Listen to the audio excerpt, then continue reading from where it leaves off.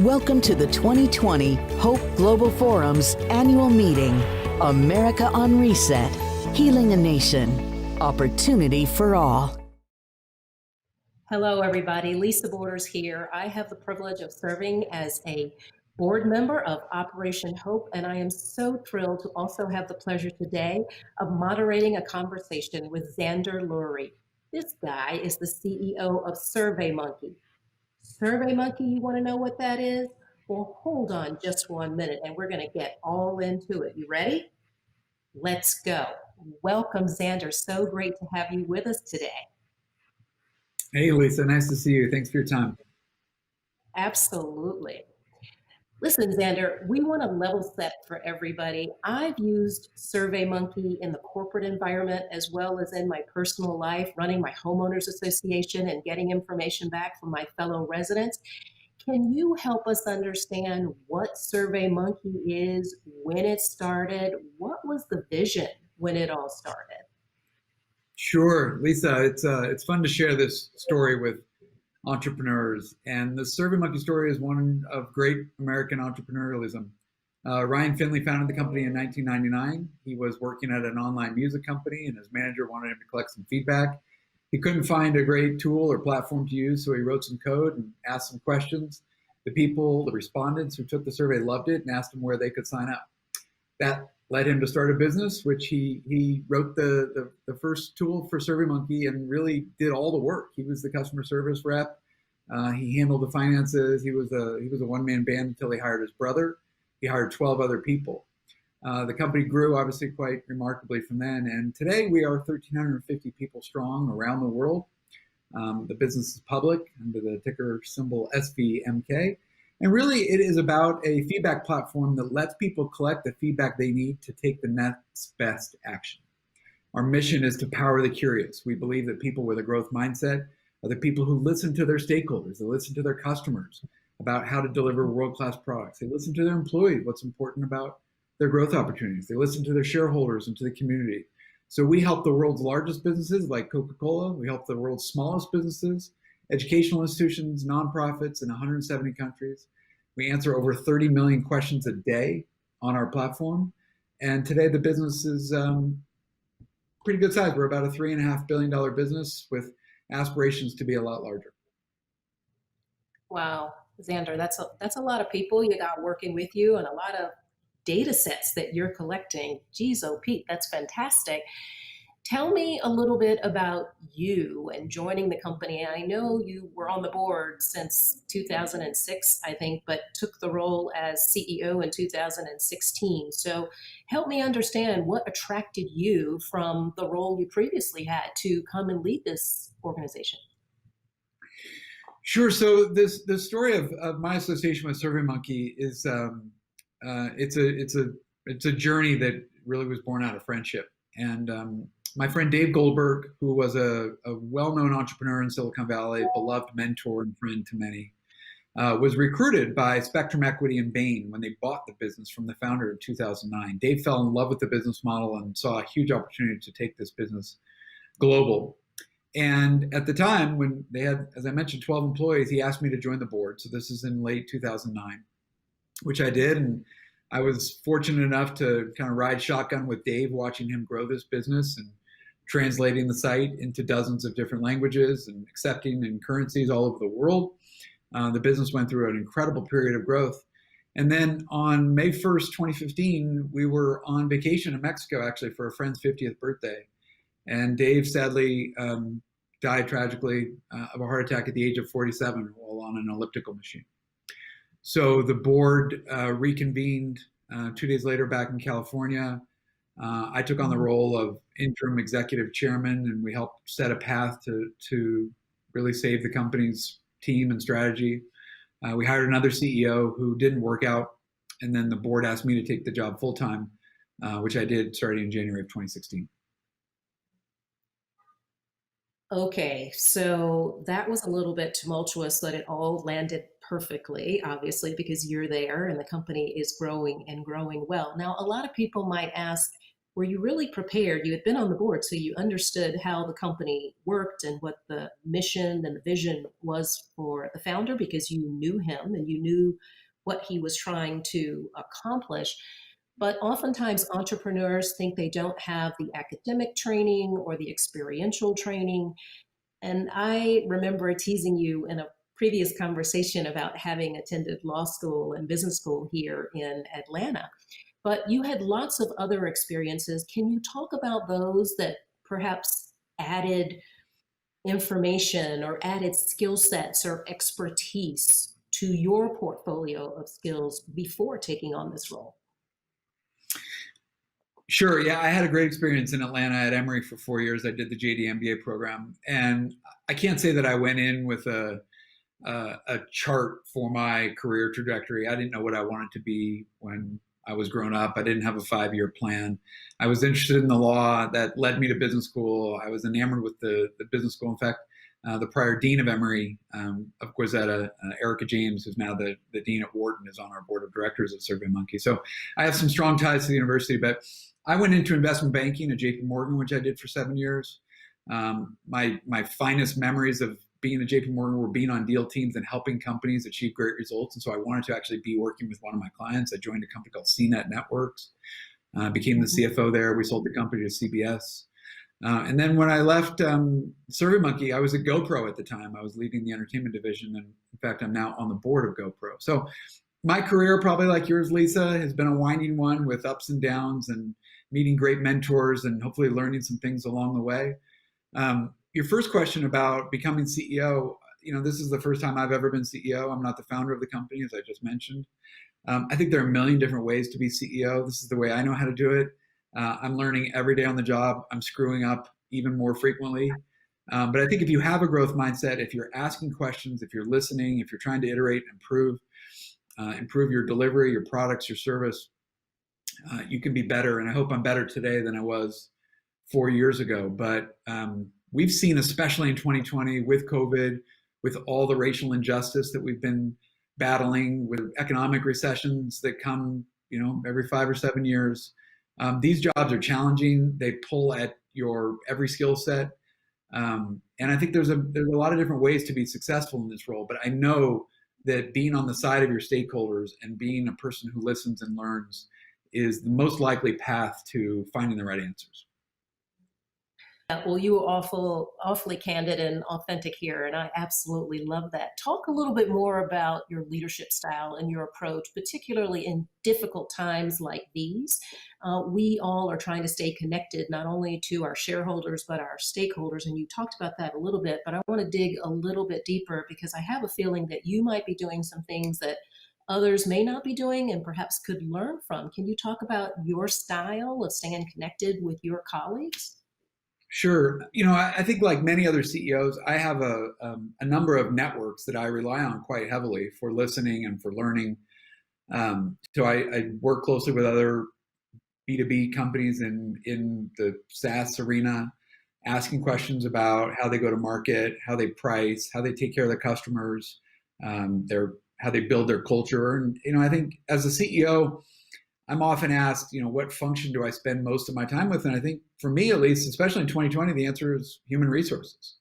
I think the most important decisions I make are who are the people, who are the leaders who are going to have the most influence on our culture, on our values, on our business model. So I try and surround myself with people smarter than me, especially in their respective functions, give them a ton of autonomy, make sure we create an environment where they can do the best work of their lives. So I ask a lot of questions. I listen. I try and influence, persuade, cajole. I'm not actually making a ton of decisions every day. I'm really trying to make an impact in the part of the business where I can hire great people. Of course, setting strategy, setting budgets. There are a handful of very important decisions I make every year, but the most day-to-day interaction I have is really making sure that the dozen or 20 people who are around me on a daily basis and who are managing the other 1,300 people at the company are high integrity, hardworking, really smart, passionate people who want to win. And that really is the best thing I can do because, like everyone else, I have 3 kids and a wife and a whole bunch of other responsibilities. I'm not up 24/7 designing our website or selling our products. There are a whole lot of people who are actually making the magic happen. So my job is to help steer with great people. That sounds fantastic. It sounds like you've got a culture there where everybody is doing their part and they understand where the boat is supposed to go and where they sit in terms of rowing that boat and having it go in a forward motion. You talked about the difficult times that we're in right now during COVID, and this is a particularly tough time, not only with the pandemic, but with all the social unrest and the economic turmoil that we're in. You did recently make a big decision about your vendors and how you're going to run your company. Can you talk about the vendor and supplier program around diversity and inclusion that you guys have just announced? Because I haven't seen that in many other places. I've seen individual companies make a commitment for their internal employees and what they're going to do, but extending that beyond the very immediate, I have not seen. Can you talk about that? Sure, and just to reference what you said before, Lisa, your culture is really tested in times when you're under duress, when there is the most acute stress. That is the time where your culture really matters. We have values like every other company, and they're painted on posters and they're on our website, but they don't really matter until you are put in a position where you have to make calls based on your values. And this year has been one where we are constantly under the microscope of tension in the system. And I haven't been to the office since March. I haven't talked to a customer in person since then. We haven't seen our shareholders. I haven't spent time with my team in person. It's difficult over Zoom. The latency and kind of reading body language can be difficult when there's 9 or 12 squares on it. So this year, with the economic and the fear people have had and stocking up on dried food and toilet paper, which led to all the racial injustice protests happening in our cities, wildfires, the election uncertainty. There's a lot. As it relates to your question about the vendor diversity, it actually was born out of a discussion I had with John Hope Bryant in May. We were going on CNBC right after George Floyd was murdered, and we had a discussion about how do we, meaning white allies, have a bigger impact? How do technology CEOs make a bigger difference? It's pretty unfulfilling to tweet and feel like you did your part. So we really put together a program I'm quite proud of, and frankly, I'm singing my own book here because SurveyMonkey is a part of how we make this come to fruition. But we created this vendor diversity initiative, and we recruited 22 other companies to join us, including Intuit and Zoom and Slack and Zendesk and the Golden State Warriors. Mass Mutual saw us on CNBC and asked to be a part of it. And what it is we look at where do we spend our money outside of SurveyMonkey, our food vendors, our marketing agencies, our cloud services companies, our real estate broker, our banks, our auditors, our law firms. We spend $100 million a year. And some of the companies in our consortium spend $1 billion plus a year. And we wanted to ask, how are they prioritizing the values that we hold dear? How are they valuing diversity, equity, inclusion? What does their leadership team look like? Their board? How are they investing in inclusivity? Because we're spending money with them. And we've said we don't want to let perfection get in the way of progress. And we are not perfect. And I don't want to throw stones from a glass house. But if we are trying to get better, I want to spend our money with vendors who share the same values. So we're collecting feedback via surveys, and we are going to work with people who share our values and who want to make the world, especially the US, more equitable. And we've got a long way to go. We've seen that in 2020. But thus far, the response from our vendors and other companies has been phenomenal, and I think we're going to make an impact here. So I'm really pleased to hear that. And it sounds like, and I've done a little bit of research on your company, and just affirm for me if you would, it seems the audio is matching the video, whether it's your board composition or whether it's your senior team. Am I right? I'm really proud of our board of directors. We have a board of directors of 10 people, 5 men and 5 women, including 2 Black women. I believe we're the only public company in America with 2 Black women on our board. That may have changed. I hope it has. Our leadership team is 50-50 men and women. It's too white. We do not have enough Black and brown colleagues on our leadership team, and it's something I am responsible for, I am accountable for. I have not done a good enough job. I have not prioritized it with the same vigilance that we drive our product strategy or our sales strategy. And so that's why we don't have the results there yet. I'm changing that, and we are putting more focus there. So I'm looking forward to having better numbers to share on that front. Across the company, we have terrific gender balance. About 45% of the company is female. And while our benchmarks for underrepresented minorities are better than the peer group, they're embarrassingly low. Silicon Valley is historically bad at providing a really diverse environment. And we need to do better. We need to do a better job recruiting. And once we recruit, we need to do a better job of creating an inclusive culture where people feel truly rewarded. And until we can change how we act, we're not going to get the kind of results we need. So I'm encouraged by what I'm seeing. I'm encouraged by companies who are now elevating DE&I to be as important as anything else we do. And that can only be measured by how you spend your time and your money. And at SurveyMonkey, we are doing that. So thank you. I hope the audio matches the visuals.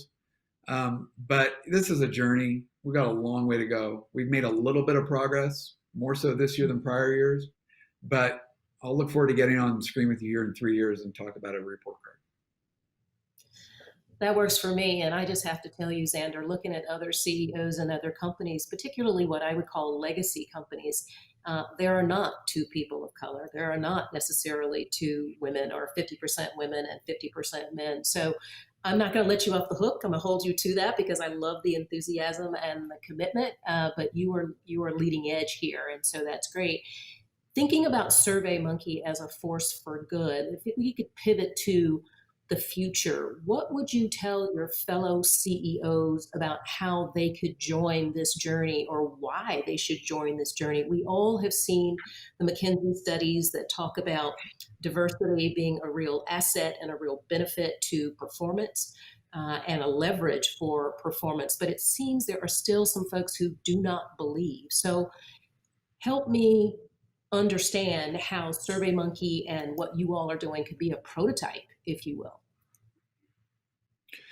Well, I think you said it well, Lisa. I mean, first and foremost, your business is stronger when you have a diverse environment, when you have equitable pay practices, when you have promotion practices that make people feel truly valued and inclusive.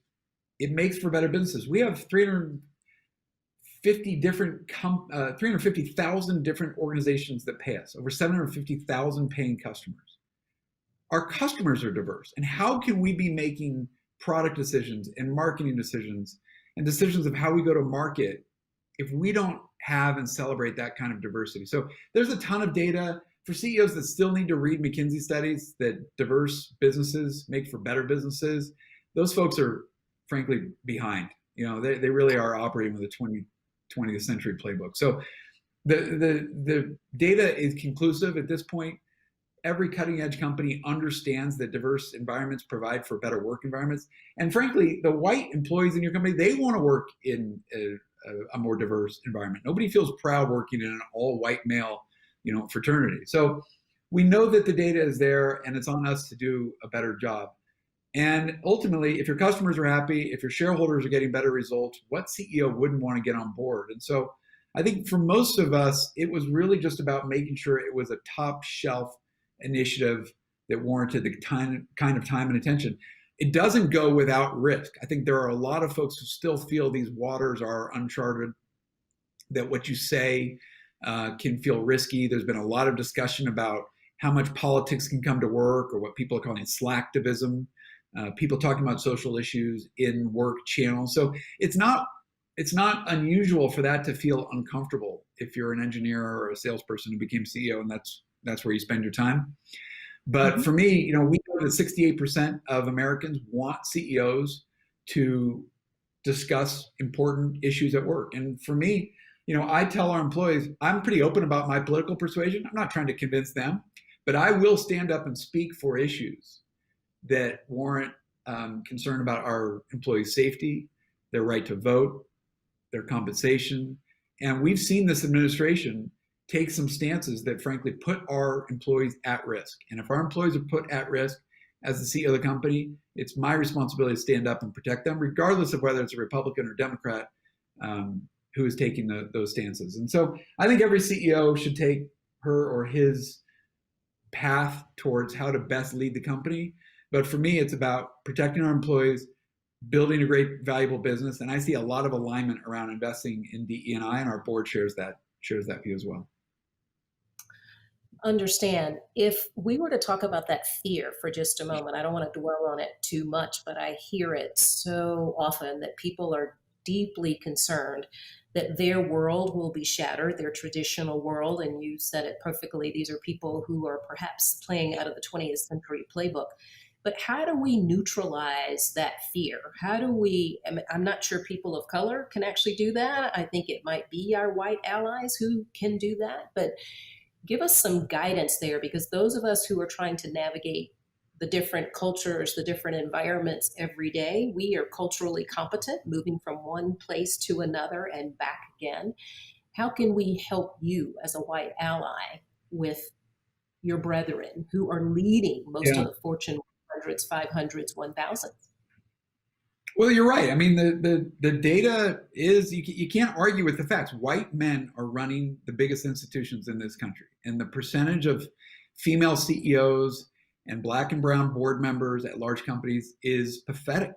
And we have, the data demonstrates there is systemic racism that needs to be addressed. So if opportunity is unequally available, we know the talent is. The system is not working to the benefit of everybody. It has been benefiting the white male for too long. So what do you do as a white ally to make sure that you are providing every different opportunity with education, recruiting, promotions, marketing of your products, to enable a more equitable world, especially in corporate America, which has so much power. You know, corporate America today has so much more power relative to prior decades. If you look at the value of these companies, the balance sheets, the number of employees, and just frankly, our ability to get stuff done relative to Washington, where you need, there's so much bureaucracy. So I believe it is on leaders who have the ability, who have control of their corporate balance sheet, strategy, pipeline, who have influence with their board of directors, to step up and play a bigger role and spend more time and more money championing initiatives to celebrate a more diverse environment and to provide more opportunities so that we can have a leadership across America that we're more proud of and that is more inclusive than the one we have today.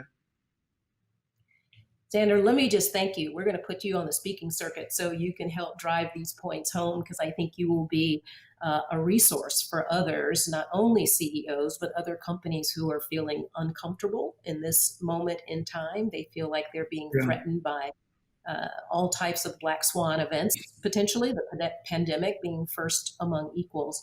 But I want to thank you for the work that SurveyMonkey is doing and the leadership that you are exhibiting, understanding we are definitely on a journey. All of us are on a journey. Yeah, I mean, I definitely don't have all the answers. And again, hold me accountable for what kind of results we're able to demonstrate over the next 3 years.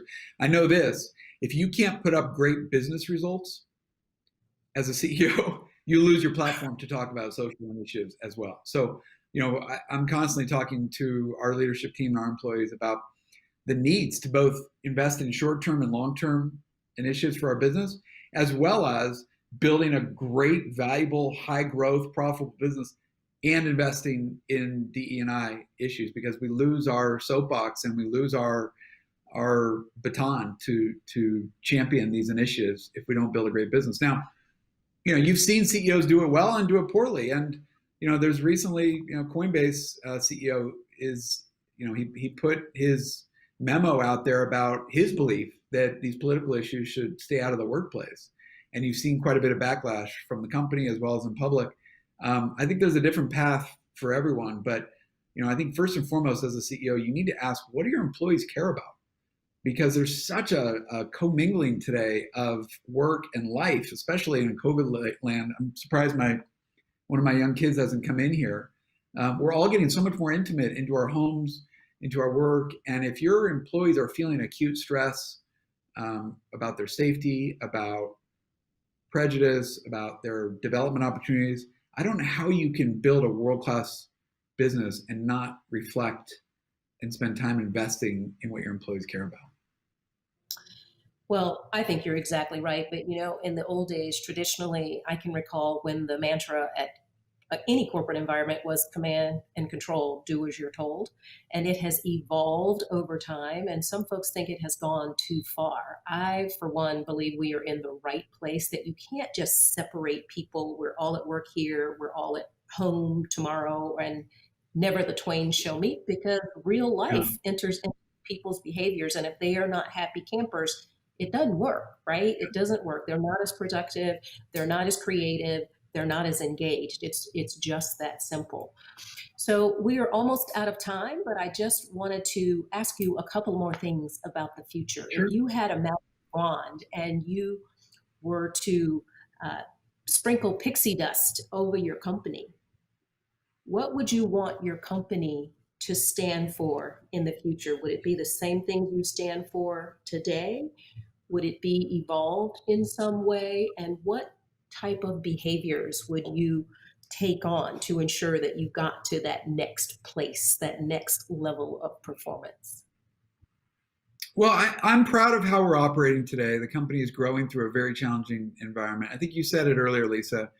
There's sports analogies. There's rowing in the same direction. Ultimately, for me, we know you can't do everything well. You can do a few things well, and if you really focus and execute and trust each other, you can execute brilliantly. And that's what we're trying to do, is just really get aligned around a handful of initiatives that, if we are successful, we're going to deliver world-class products for our customers and be able to grow the company profitably, as well as supporting the community and each other throughout. So if I had to put, a little bit of pixie dust across the company, it would be to constantly focus on execution. Execution is always the differentiator. The strategy sessions and whiteboards are for the museums, but execution is what separates, the brilliant companies from the pack. Zander, you are fantastic, my friend, and we are so grateful to have been able to spend this time with you. From all that you bring to the table, and execution being the final topic or the final statement, to all the entrepreneurs that are out there, and even those who are in the traditional corporate environments. If you don't execute, you got nothing at the end of the day. So let me just thank you on behalf of Operation Hope for all that you're doing at SurveyMonkey, but certainly all that you're doing in the community as well. And keep your platform, dude. We're loving it that you're standing up for all Well, that you believe, that the company believes in. I've learned a good bit from you as well, Lisa, and please do give my best to JHB.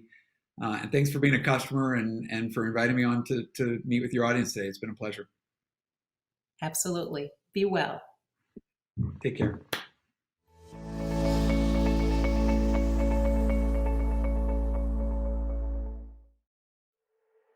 Thank you for attending